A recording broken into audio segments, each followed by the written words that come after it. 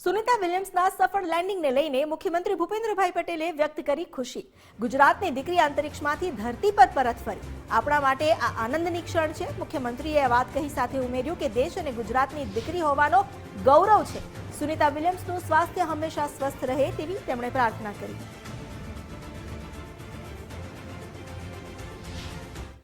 ગુજરાતની દીકરી અને દીકરી લાંબા સમય સુધી અંતરિક્ષમાં ફસાયા પછી આજે ફરીથી પાછા ધરતી પર ઉતર્યા છે।